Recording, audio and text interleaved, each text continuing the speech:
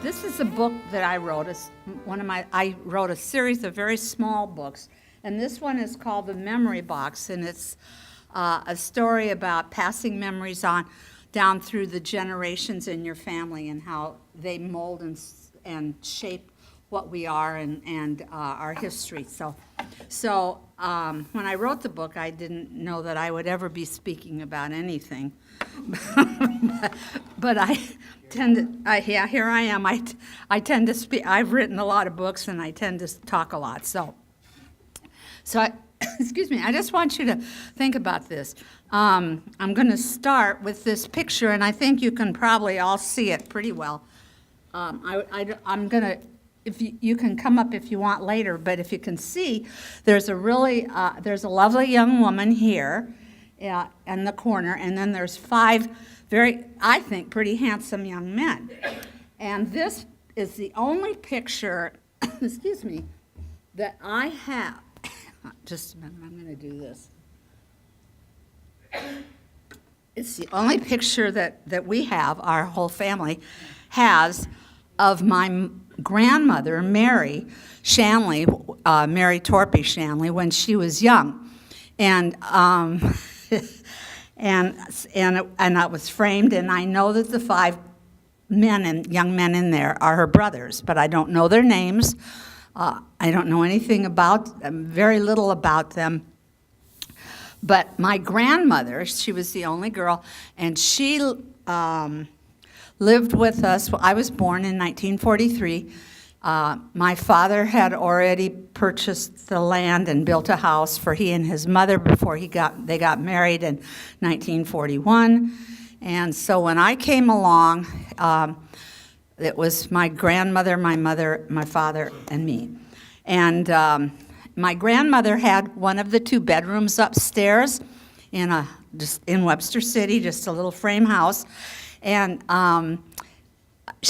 that was her room, but she was part of the family, but she also liked to have her own room, and she liked to listen to the radio, and she came down and ate with us, and sometimes she cooked with us. I mean, we were all part of a family.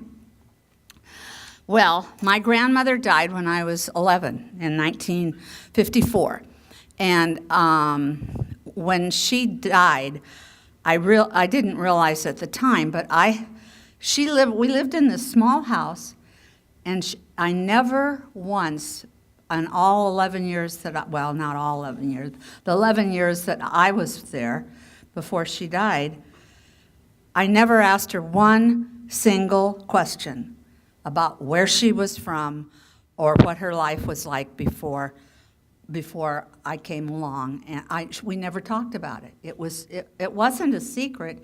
It just wasn't talked about, and I know now that my grandmother, like probably your grandparents, maybe your parents, maybe you, maybe me, we look at our lives as common, excuse me, everyday, ordinary, routine. Our lives are routine. They're steeped in routine. But for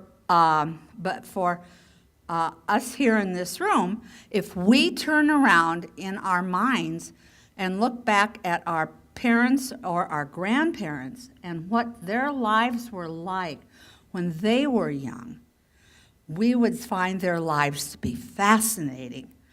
And they had stories to tell us. My grandmother was taken out of her family, left Philadelphia when she was about 6 years old, because her father, my great-grandfather said, "You can't raise Irish Catholics in America," so he put his young family on a boat and went back to his native Ireland, and apparently you can be okay. So I didn't ever ask her until I was almost an adult before I realized that my grandmother probably had amazing stories to tell, but they'd never been preserved. And we're like that too. We are. I suspect most of us are. We all think that we're common, ordinary, everyday Iowans, and our lives are just steeped in routine, and that's pretty much the truth. And I think for most of us, Iowans, are pretty grounded. I think for most of us, we want to be steeped in some sort of a routine. We don't want every day to be a big surprise.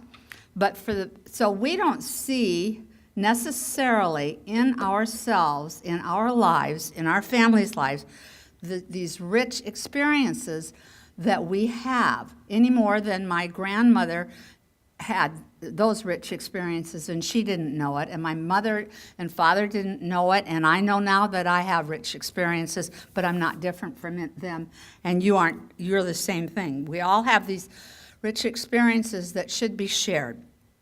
So I want you to think for a minute, looking back. How many of you here remember life before TV? Verily. What do you remember? What did you do? Any of you? Do you remember what you did before? Well, I was a kid, so I was outside. Yeah, they aren't anymore, are they? Not a lot. Not a lot. What else? What else? What did you do when you were a kid? Anybody? Well, What? Built model airplanes. Rode my bicycle. Rode your bicycle, make mud pies? Yeah, I did too. well, we play hopscotch and stuff like that outside. Right, right, Jacks. right. I don't know if the kids would even understand the game of jacks today. They play jacks. They have jacks tournaments at the Iowa State Fair. Wonderful. I couldn't enter because I never could drop the ball and pick up a jack. Well, my problem is I can't sit down anymore. I have to do it. Or if I did sit down, they have to, whatever. That's another story. Even after there was television, we get kicked out of the house by our parents. Well, we still had things that we could do outside. Right, that's right. I read my mother's diary from when she was 16. Oh, And can you hear her? I- Okay. I found my mother's diary. She was about 16. Maybe not quite that. Yeah, she was 16. She got a promise ring from a young man. It was a birthstone, so she's, it just says a birthstone right now, right? But they lived on a farm, and I swear they were going to see somebody, or somebody was coming to them every single night of the week. And my grandpa, I would not have ever thought that of him because grandma liked to run, but grandpa didn't. But they were constantly going and doing. Seeing somebody going here doing this, yeah. I think that for the most part, people made their lives interesting. Before there was so many external forms of entertainment or whatever that took you away from being creative. In the summer, we lived at the swimming pool.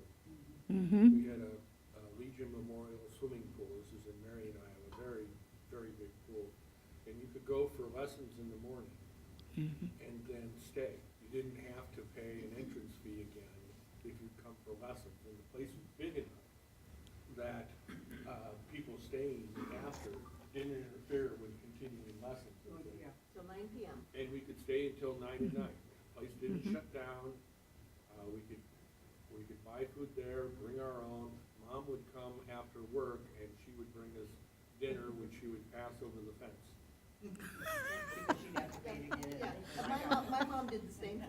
Oh my God, never. I grew up in Webster City and I went every day too, but I didn't ever get food. They never fed you. But Marion was a big town, Yes, is a Marion big was town. big in size. Yeah. I think people were more social then because they never going out for rides as my parents, and they would stop at somebody's farm, and they didn't call ahead and say, we're coming or something. And then they'd always feed you when you Oh. got there. They'd Yes. have a little supper or whatever, but so they had a lot of friends, Mm-hmm. that they were really close to. Yes. But you didn't have to make an appointment to go see your friend on a Sunday afternoon. Do you have grandchildren who have play dates? When we only have one grandchild. And when I found, and they live in LA, and when they began to have play dates for Keely, it's like, play dates? Yeah, that, yeah, I thought it was just LA, but it, well, think about this, especially if you grew up on a farm. Just, we won't talk about it because we didn't have forever tonight, but the corn harvest today, I mean, I came up tonight when it was still dusk, light and then dusk, and the machines that are bringing in the crop, it's all soybeans now, I expect. It's wider than a city block, it seems like. They're huge. They're more expensive than the houses that most of us live in. And I can remember when I was a little kid and I went up to my aunt and uncle's farm in Kasuth County by Algona, that they were still pulling the corn off the stalk and throwing it in the wagon, you know. And then the other one for me, the big change, was when I was in high school. My parents bought me an old typewriter because I was going to be a journalist, which I am, and a writer. And they bought me a typewriter, and I thought, oh, wow, this is really uptown. And I took typing, and when I got out of high school, I was typing at 90 words a minute, and now I keyboard. But I went to college, and my parents got me an upgraded the typewriter to a nice new typewriter, but it was manual, and I thought I felt so fancy, yeah, you know. And then when I was graduated from college, my first job, I went right into the newsroom at the Des Moines Register. I will say, when the Register was a real newspaper, and you'd bump into people. You knew everybody. It was a block long, the newsroom, and there were Pulitzer Prize winners walking around. I thought that's what all newsrooms were like. And now, and so then they got IBM Selectrics, and then when I was there several years, they came around and said, okay, we're going to make a transition next spring to computers. And I thought, well, I'm not doing that. My editor said, well, that's too bad, Mary Kay, because then you won't be here anymore. So nothing's as sure as change. Well, we have all those memories. We have these memories of things that have changed with us. We have memories of things that don't exist anymore, and they're worth studying. And you know, you probably don't realize this, but you brought all your memories along with you tonight, because this is not Mary Kay talking, who is not a medical person. This is medical fact, that those kinds of experiences that become your memories don't leave you. And you know, and you think, well, my head's so full of stuff I can't remember everything. You don't need to you could if you wanted to pick it out and pull it out, because all those memories are there. And I'm going to show you very quickly how about memories that you might not have thought about. And this is a true story. Last night, when I was at home in West Des Moines with my husband, we had soup. We eat a lot of soup in the winter because it's comfort food, and we make our own. And last night we made one of our favorites, which is garbanzo bean soup. But my husband, who never cooked anything until about 5 years ago, has now discovered the world of spices. So he makes the soup, and I clean up. And it was pretty good. It was spicy. But when he grew up in Guthrie Center, and when I grew up in Webster City, we ate what they call today comfort foods, very predictable foods, like lots of meatloaf and ham loaf and potatoes and those kinds of, and nothing fancy. I don't know as we ever had anything fancy. I remember that, boiled potatoes, apple pie. Oh, and every Sunday, we had the same thing. Every Sunday, after church at 12:30, no matter what was going on in the world, we sat down, and there were three of us because I was the only child. We sat down and we had a fried chicken and mashed potatoes and gravy that my mother made, and a tossed salad that was iceberg lettuce, and a can of green beans or a can of corn, sometimes cans of carrots, but that was pretty rare. And what am I leaving out? White bread and butter and mashed potatoes and the chicken gravy and an apple pie for dessert. Every single Sunday.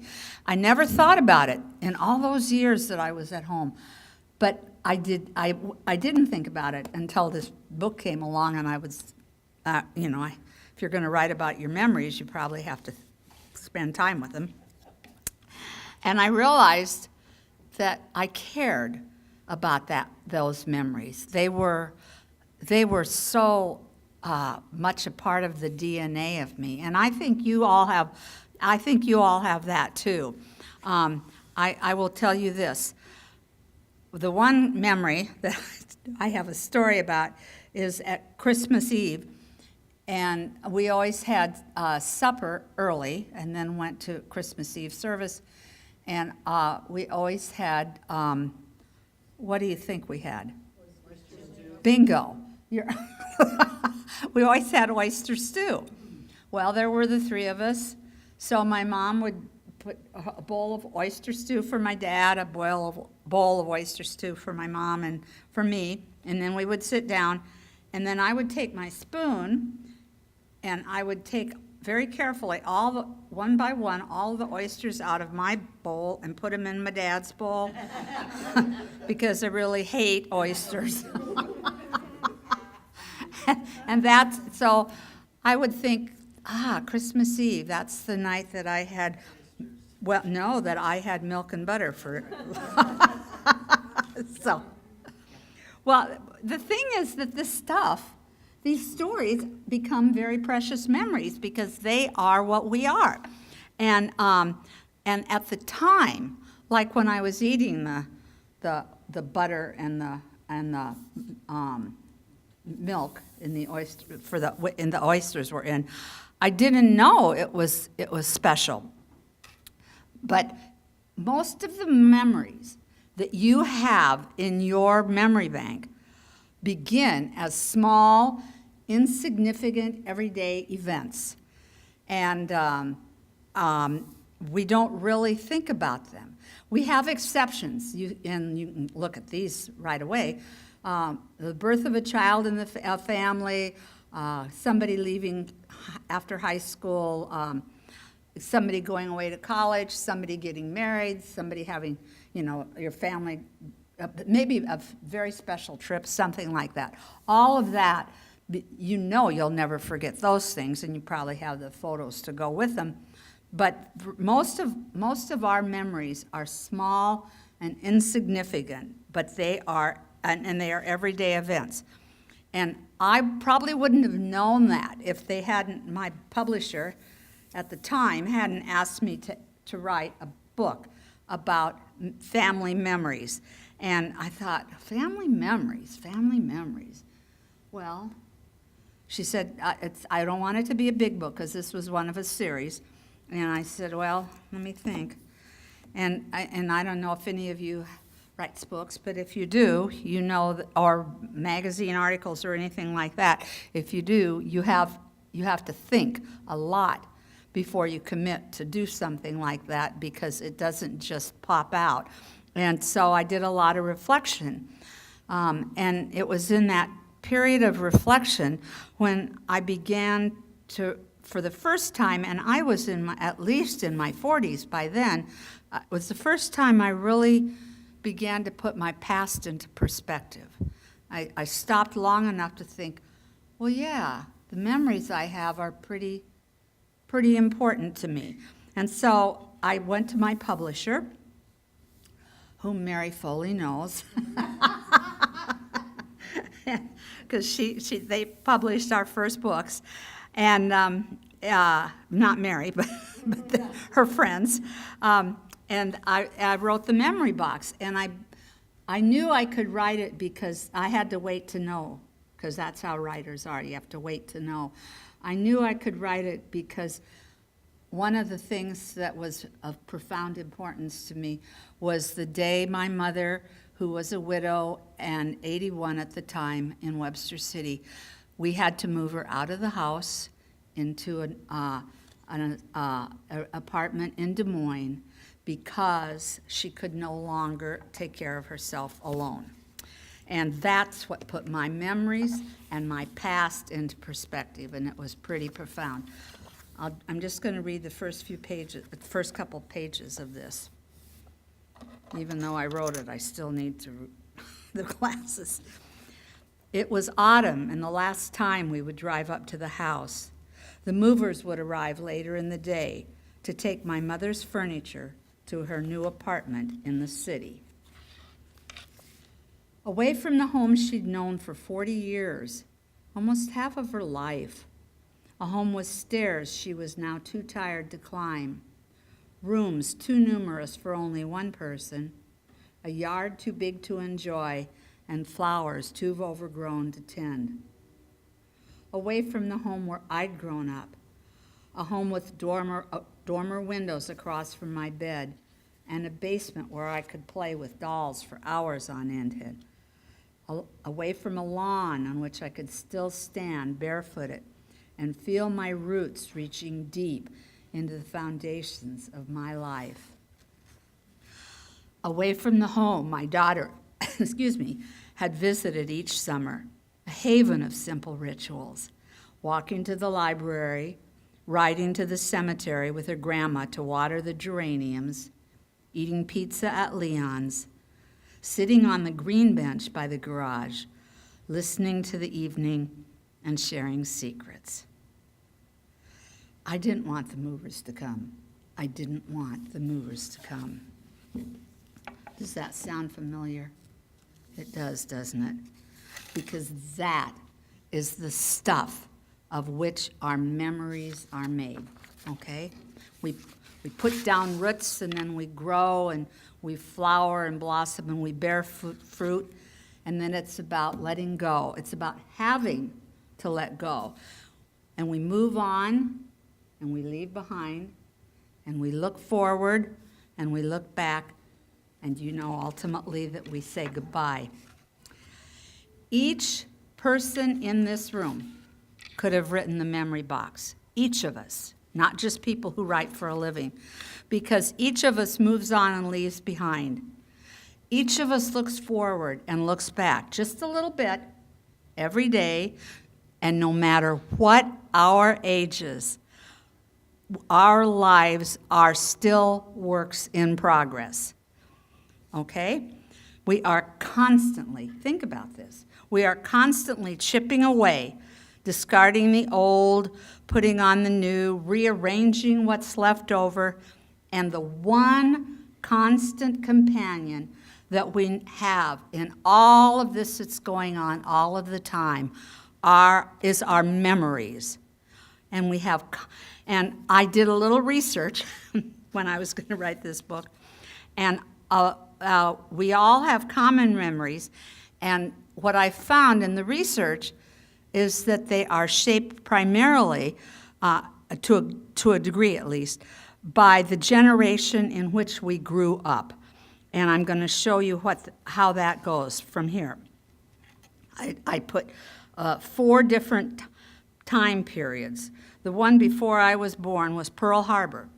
And you all know what Pearl Harbor was. And I don't know, were any of you alive for Pearl Harbor? Were you really? Do you remember it? How old were you? 40. Oh, you really remember it. So do you remember? I've had gentlemen always who've been in audiences before that remembered, and they were children, young kids like you were, and they were afraid. They didn't know what happened, but they knew that it was very bad. What do you remember? All I remember about that is Ah, Go back all screwed up. yeah. Well, what goes around comes around. That hasn't changed. Yeah, that's right. Well, for me, because I wasn't born yet, I understood Pearl Harbor as an historical event in not just in our lives, but in the world. It was an historical event, but it wasn't a personal event. And you remember, we all remember profound personal events, but we all remember historical events. But let me fast forward from Pearl Harbor to the next big deal, I guess. One of them was the assassination of President Kennedy. And I was in college then, and I was going to my 1 o'clock class that afternoon, and I couldn't get through the lobby at the administration building on campus because there were so many kids. And they were all milling around and kind of talking a little bit. And I finally bumped into somebody that I knew, and I said, well, I got to get up to my class. It's going to start in a few minutes. And he said, well, Mary Kay, he said, I think the president was shot. And, I came from this small Irish Catholic family in this small town, and I said, well, I don't think that's right. And so I went up to my classroom. Well, there weren't a lot of kids in the class.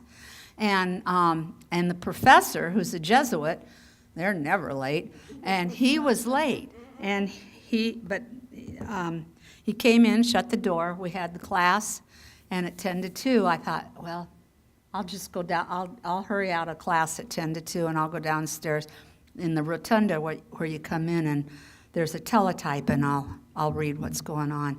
Well, by the time we got out of class at 10 to 2, you couldn't get down the stairs, and there was no one speaking.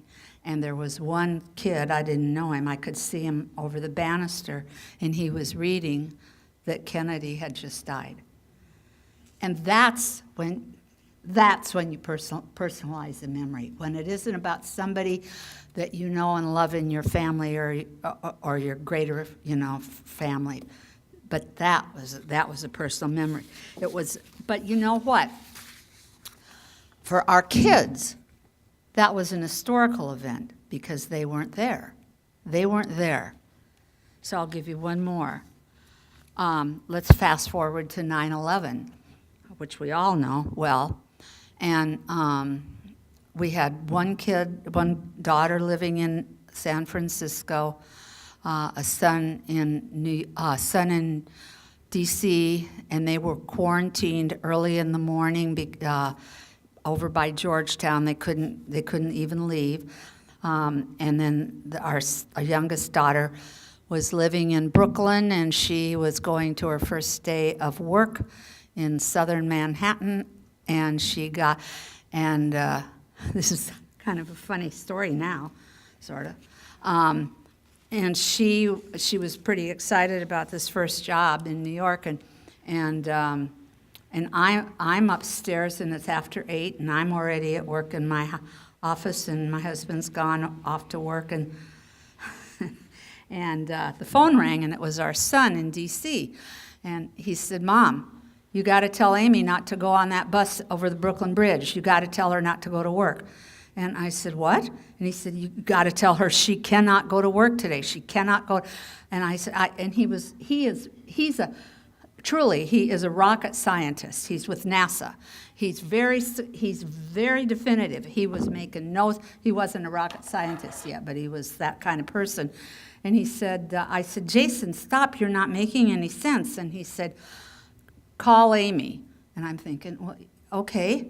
So I hung up. He hung up, and I hung up, and I picked up the phone to call Amy. And there was no phone service anymore.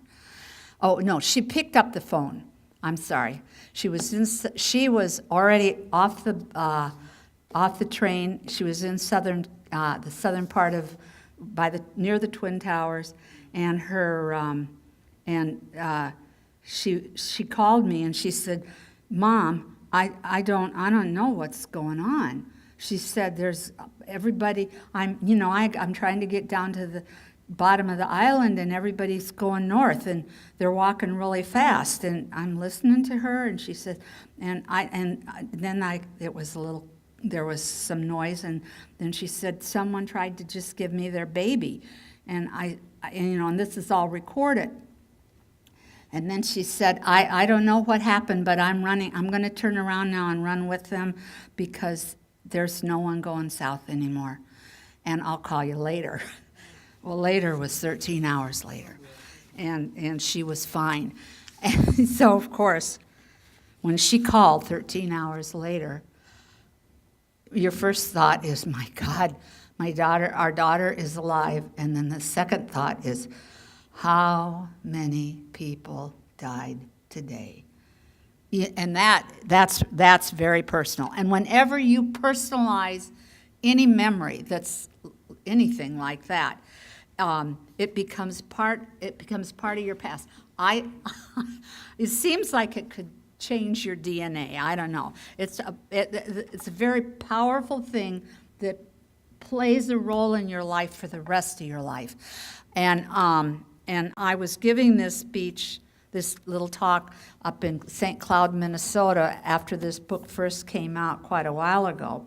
And afterwards, one of the gals that was in the audience came up and she said, I'd like to tell you a story about a tree. And I said, oh, this is afterwards. And I said, sure, yeah. And she said, well, I grew up on a little acreage outside of a very small town near St. Cloud, Minnesota. And there were 5 of us in the family, and it was a pretty good-sized acreage. This is kind of good. So each one of us had our own tree, and nobody else could climb that tree unless the kid whose tree that belonged to that was that kid's tree. You'd have to deal with your sibling if you wanted to climb that tree. So this gal said, so when I was growing up, when I was in high school, I would come home from school. This might sound familiar to a lot of you. I would come home from school, and I would climb my tree, and I would sit there so I could just be with myself away from the world. And she said, then after I graduated from high school and I went away to college, I would come home from college and I would climb the tree to sit there and in my tree and think about how I am now part of the world. And she said the last time I went home, it was after her parents had both died, and they put the farm up for sale, the farm and the land. And this woman, I wish I had taken her name, this woman bought the land from the auctioneer around the tree, and it butted up against the park in the little town. And she said, that's my legacy. That's my legacy. And if you look back on your past, there are places, there are things in your home, in your hometown, in your family that become legacies. So I have a real memory box. Oh, I got a lot of time. I have a real memory box, and it is filled with treasures, truly. And my neighbor in West Des Moines made it for me because he's a woodworker, and it's probably almost as big as the top of this podium, the flat part. And he made one for me and for my 3 children. That's kind of nice to have a neighbor like that. And it's filled with treasures. And you have this kind of treasure box too. It might not be a wooden box. It might be a cardboard box. It might be someplace in a drawer or an old suitcase or something under the bed. But that's where you put what I call is our stuff. You know, it is, if you put all your stuff together, you probably couldn't get $10 for it. And most of the stuff is broken, or you don't even remember. People wouldn't know what it was, but it was your stuff. And you all have that stuff someplace. No. Do Does he want to say anything to us? I'm sorry, Mary. I just thought maybe he'd like to talk to all of us. Anyway, that stuff is very important, and there's reasons why we hang on to it. And just yet last night, we have 2 shelves high up, so high up that you have to have a high step ladder to get the dishes out of in the kitchen, the soup dishes or whatever is up there, the peanut bowls and stuff. And I said to my husband, let's take all that stuff out of there because you can hardly find anything in there, and we'll just get rid of a lot of it. And he said, well, I don't think that'll work, but we'll try it. And he was right, because before I came this afternoon, we put everything back in, but it was all stacked nicely, and that'll work for about 6 months. And then we'll have to take the stuff out again. So I have, anyway, in my memory box that Jamie, our neighbor, made, one of the things in my memory box is an old wooden spoon, and it was my grandmother's and her daughter, my mother, and they lived on the farm, and they stirred. And I remember going up to Aunt Frances' house when I was growing up, and they would stir soup and stir stuff on the kitchen stove all the time. And when I think about that,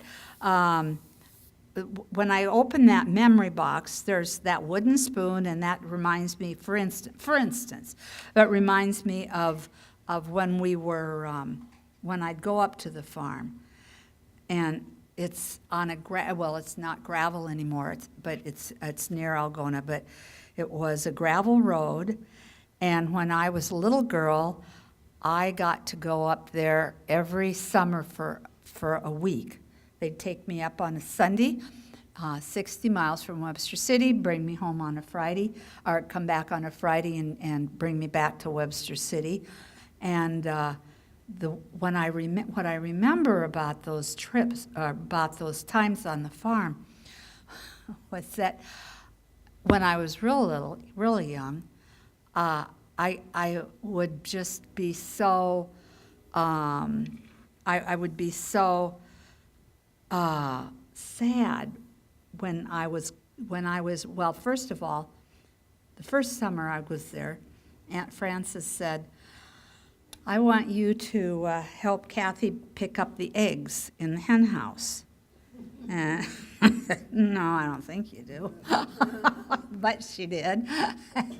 And of course, I couldn't handle the bucket or anything, but I could go into the hen house with Kathy, and she taught me, and I did this for years, she taught me how you go up to first you take the bucket and you pick up all the eggs in the empty nests, and then you go to the nests where the hen was still there, and I never was really good at that, because she said you have to get the hen out of the nest. My cousin was, get the hen out of the nest, and I'd go, get out, get out.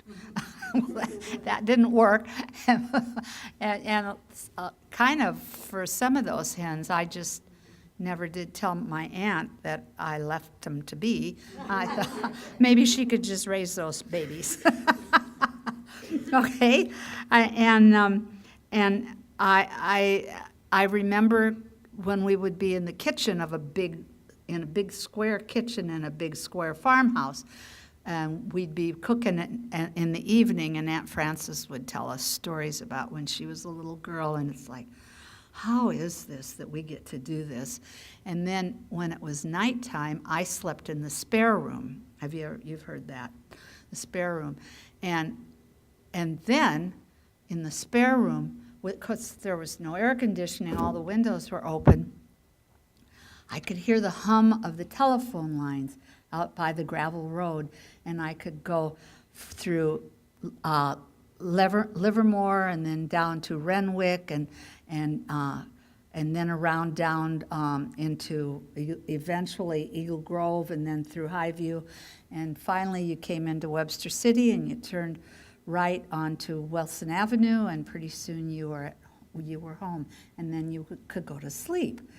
And I didn't have any idea, and neither do you, that you have these vibrant memories. All you have to do is take time to recall them. And if we had a lot of time here, I did this for a workshop, a day-long workshop up in, I can't remember, it's north central Iowa, small town with about 30 people. They just told stories and wrote stories down, and it was just a joy, because you don't do that. We don't take that time. So anyway, with that Aunt Frances spoon, which I probably one of these days I'm going to frame and hang on the wall because it means so much to me. I just always think about the memories. So I want to just give you a little bit of insight about, because memories are a treasured heirloom that you really need to pass on to your children and your grandchildren and young people that come after you. Here's how you pass things on, okay? This is probably nothing that you haven't thought about. First of all, check out a book from the children's department in your library, right on the other side of the wall, about a life, not about what life was like, not about any life, but about life during one decade when you were a child, when you were a young child. And as you read that story to a young child, talk about how the life of the character in that book was the same as or different from your own life back then. I wish I could say I made that up, but I didn't. Isn't that a wonderful idea? Also, share if you have young people in your life, grandchildren or neighbor children or whatever, share favorite stories from your own growing up years. I didn't realize when our kids were really young, we bought books, read them books. But they'd always, every once in a while, they'd say, well, can you tell us a story about what you did when it was Easter? Can you tell us this? Can you tell us that? They like stories.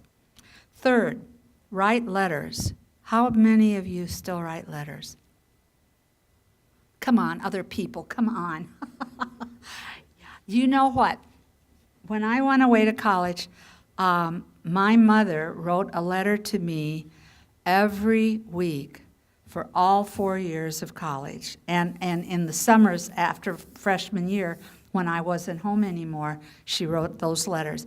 And I didn't know why I was doing this, but I would save them. And I started by putting them in a sack in a closet. And in the end, after she passed away, I got a very nice box, and there's rows of letters. They're all in there. And when if you look at and then I also had I had my children write letters to Grandma, and they did that pretty much till they, not on a regular basis, but they did a pretty good job. And the ones that they did at first when they couldn't really write, but they would like draw little pictures or stuff, and then they'd put it in the envelope, and there'd be peanut butter and jelly on it, and it's still there. And now I could never open the envelope, but I have those envelopes, and I have those letters from our kids. So I saved all of those letters. Another thing, and those are worth more than anything because they are all about your family. Interview others or have someone interview you, because this is how the richness of who you are and what you do gets passed on down. Who you are and what you do. And I don't know if years ago, we had to think about that so much. I mean, of course, I'm a writer, but a lot of people wrote things down. But now we're just inundated all the time with television and going here and doing this and doing that, and we don't spend the time to do things like this. And then finally, write, you could do this. Write your own stories. And if you do, and some of you might, here's a very quick thing. Find, these are really good pieces of advice. Find yourself a quiet, well-lit, not distracting workspace for the duration. Write at the same time every day. You've got to make it a routine, or it won't work. If you have a dog, we have a dog. That dog gets walked 3 times a day. That dog is at the door when it's time. We're not, but the dog is, okay? So every day, set amount of time, and if you're going to try something like this, where you want to see if you can just save some memories to paper, commit some of your stories to paper, start by 30 minutes a day. Don't say, well, I'll do 2 hours every morning. Well, I might, but that's what I do for a living. If you do 2 hours, the next day you'll say, wow, that was a lot of work. I'll take today off. That doesn't work. So if you decide to do some writing, but you don't know what to write about, I would suggest that you pull from your own memory boxes, because you have them, not necessarily a wooden box, but it's where it's that sack or that box where you have nothing of monetary value, but it's the stuff that means something to you and nobody else. And you start with that. I'll end with a quote, which I love, from Margaret Mead, the late anthropologist, and she said, "Grandparents need grandchildren to keep the changing world alive for them. And grandchildren need grandparents to give them a sense of the human experience in a past world they cannot know." You think about that tonight. The world you grew up in it is a world that the younger generation, for most of us, several generations, cannot know unless we share it with them. And in the end, I do truly believe it's the most important things, one of the most important things you can give, that you can give your children are those who come after you, are your love and the happy memories that love has created. So that's my shtick.